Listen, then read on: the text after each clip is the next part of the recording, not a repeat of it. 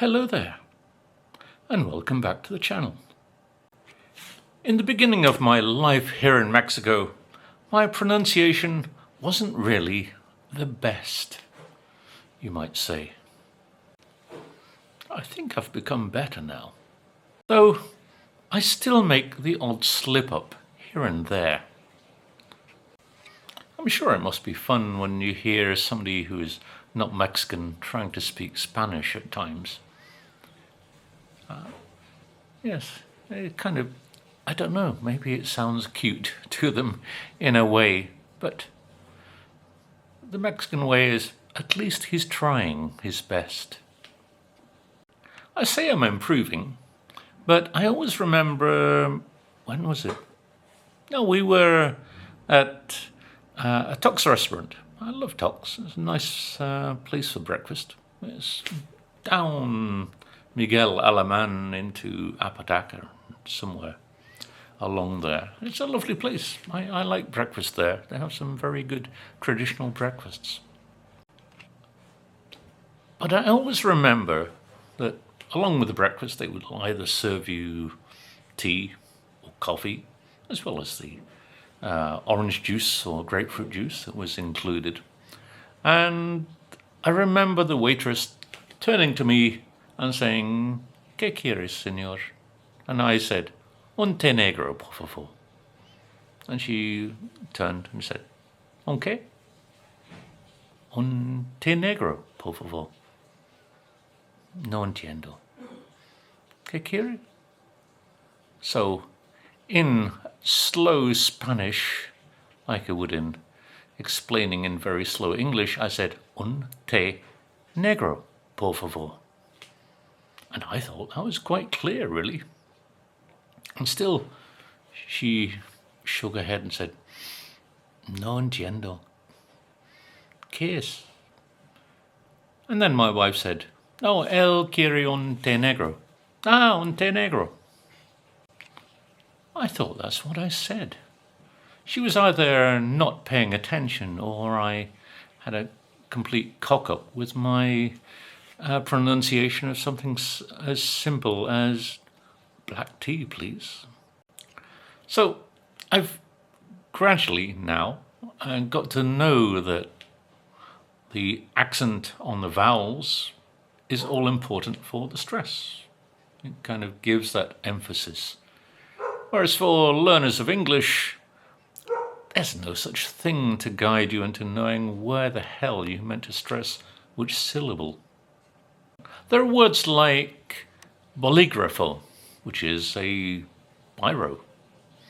And I remember maybe I hadn't put the stress when I went into the 7-Eleven because I suddenly realized, oh, I need a biro.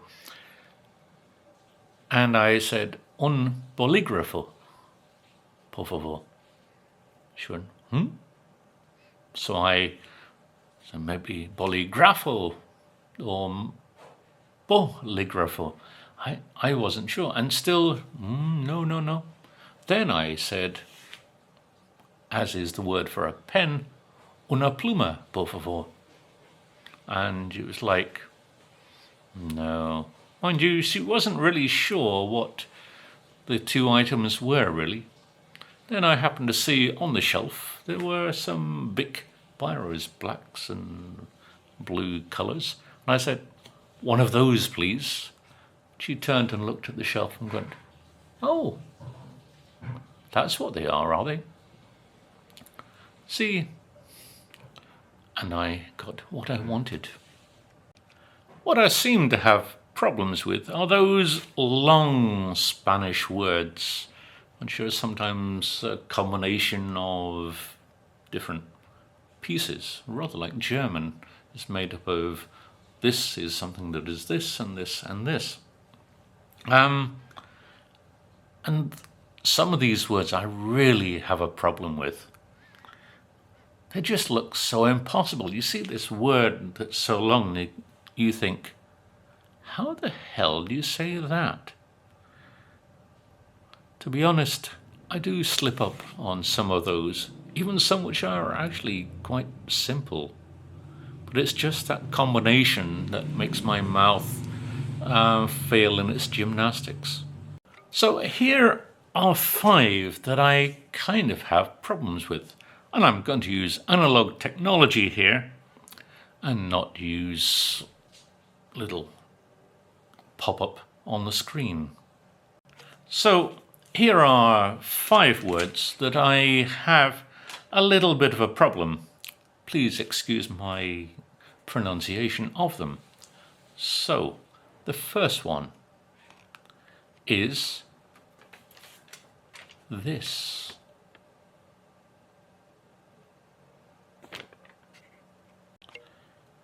The word is desafortunadamente, which means unfortunately. Unfortunately, I can't always pronounce the word, but I'm getting there. The second word, using my analog technology, is this one, which is espantapájaros. It's the word for scarecrow. And in this word, the accent on the A is pájaros, as in the word bird. I'm not sure if espanta means to scare off. Probably. Word number 3 is this one. Impermeabilizante. I got the MEA wrong there, but it's waterproofing, the thing they paint on roofs here on many of the homes. And it's great because people shorten this word to impe. Quiero impe en mi techo. So much easier than trying to say the actual word. The fourth one really is a challenge. Thankfully, you never want one of these very often. It's a kind of doctor. In Britain, we would call it an ear, nose and throat specialist. But in Spanish, it's otorrinolaringólogo. Said very slowly. That is such a tricky word. I'm glad I don't need to go to a doctor with any problems with my hearing, nose or throat, as I would be there for ages asking if I could see a doctor specializing in this area. The last word is something that is in everybody's home, which is this. The fridge, the refrigerator, which is actually a word that some of my students have a problem pronouncing, which is therefore not surprising that a person trying to speak Spanish would have a little problem with. Refrigeradora. We just call it a refri. If you want to buy one and you're in Liverpool or Sears, you just say, ¿Dónde están los refris? So much easier. I'm glad there are shortcuts. Those dear friends of ours over the border, to the north, Los Gringos, seem to have their own way of pronouncing Mexican Spanish words. Usually quite incorrectly on some of the basics. But at least they don't, as the British do, say tortilla instead of tortilla, or Nicaragua for the country of Nicaragua. I can't understand why many Americans just can't pronounce some of these words correctly. I mean, it's not as though they're hard to pronounce, are they? And you will see with the ones I will look at. I mean, if people from the UK can pronounce some of these words, what's the difficulty? I always find it quite irritating when you hear Americans pronounce taco as taco, and the name Carlos as Carlos. They probably also say tostada instead of tostada. They just don't seem to understand that O and the A in Mexican Spanish. Actually, why would you say taco, but you wouldn't say pass? You would say pass, so taco. And off, you wouldn't say oof. Well, many Americans are oafs. But why can't they do it? And why do they say peso instead of peso? That O at the end with the O instead of O. And why do they say pay instead of pe? I don't know. And when they say the word cafe, they pronounce it as cafe. Quite odd.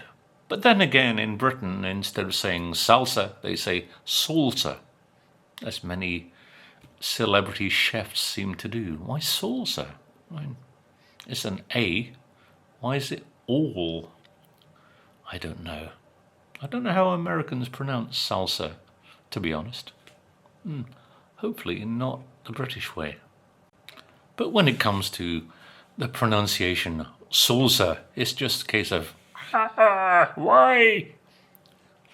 I guess American pronunciation of taco, peso, etc. is only expected really when you consider that they pronounce Las Vegas as Los Vegas. I've kind of pulled up some Americans on Facebook over this, and they say, no, we don't say Los, we say Las. But when you listen, it's not an A, it's an O that they pronounce, rather like Los Angeles. But they say Las Vegas. Why? I don't know. It's an A, not an O. Oh dear. I've always wanted to have this little rant about the way that Americans pronounce taco, Carlos, tostada, peso, etc. And now I have. I feel very liberated with this minor rant mid-presentation. I may be becoming more Mexican, but I still have that British grumpy old man syndrome, as this video might show. So thank you one and all for watching. I hope you enjoyed my little half rant, half description of pronunciations. Like and subscribe along the bottom there on those vague places that I'm sure you'll find the buttons you want. So like and subscribe. I always appreciate it. Thank you very much for watching. Bye for now.